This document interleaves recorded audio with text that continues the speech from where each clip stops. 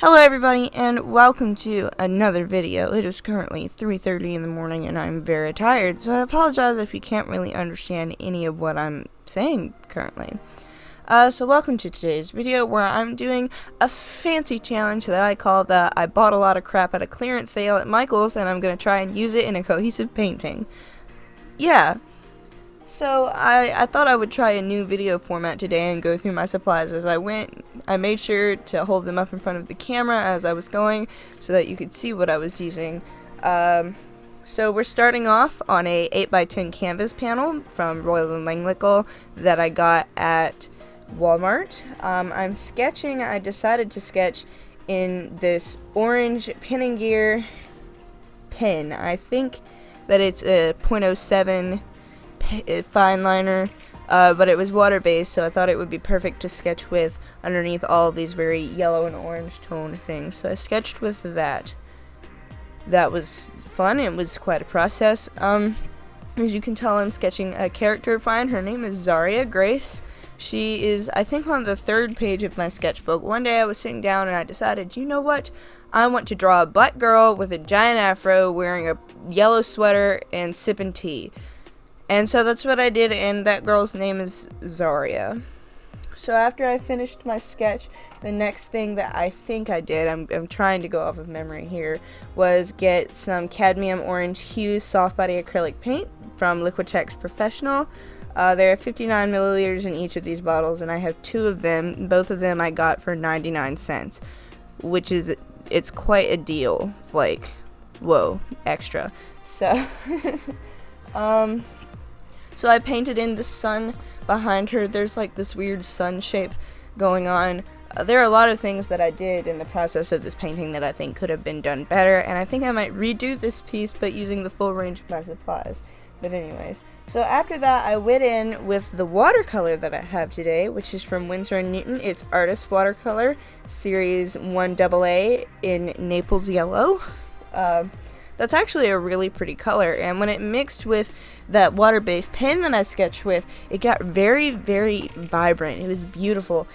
So I basically used that to shade her. I decided I didn't want to try to mix a skin tone with my limited color palette, because while it would have been possible for a black character, because I have 2 complementary colors, it probably would not have looked the best. So I believe that the next thing I did after at least starting on the shading was I went in with some oil paint that I found. It is Winsor & Newton's Artist Oil Color in Yellow Ochre Pale. There are 37 milliliters in each of these, and I think that I found this one for about $5, which is sort of ridiculous for a tube of oil paint. Anyways, after that, I'm not entirely sure what I did. I'm sure that I went back and worked on the watercolor for a while. Of course I would do such a thing, but I'm relatively sure that after working on those watercolors for a little while, I got my next oil paint, which is also Winsor & Newton Artist Oil Color in Venetian Red.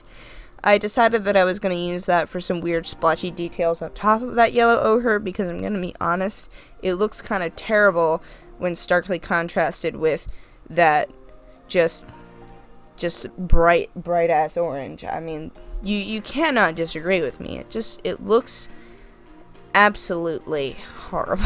But I did my best. You can't really blame me. I really did try.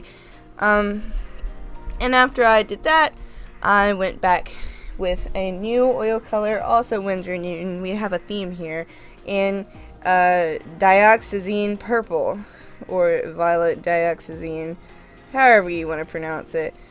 I used that for the lines in the character because I thought that the purple would contrast well with the yellows. It would contrast well with the yellows because it's a very, very dark purple if I use it straight out of the tube, and that's what I did. So for a while, I do know that I went back and forth a lot. I mean, most artists do, and I'm really not entirely sure what my whole process was with this painting, but you know, things happened. Of course things happen. Things always happen. It is what it is. So yeah, I really don't have a lot to talk about tonight. I just sort of wanted to tell you what all happened. I'm not sure how I'm gonna edit this video, but it's gonna happen. I did have a plan. If you stuck around to the end of the video, this video is very short, as you can tell. I was going to read you guys something that I wrote for my APUSH history class, because I don't want to read it in class, so I thought I would read it now. We were in AP and we're doing this project, so for part of the project we had to either write a song or a skit, and I didn't want to do either of those, so the teacher told me I could write a speech, pretending to be someone during the Revolutionary War. We're at the Revolutionary War now, as you can tell.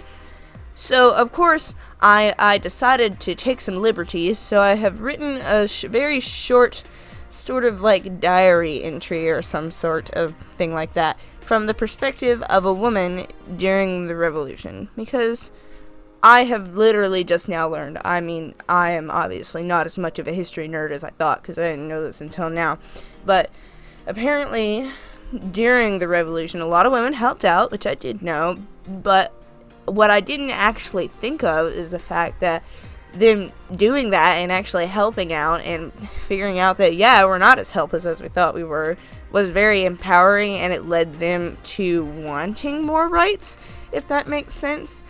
So, in the spirit of this revelation, I have written this very short speech, diary entry thing, whatever it is, from the perspective of a woman during the Revolution. It's difficult sitting at home, even though I know I must. My husband and brothers are fighting for my freedom, and I do what? Stay home and tend the fields?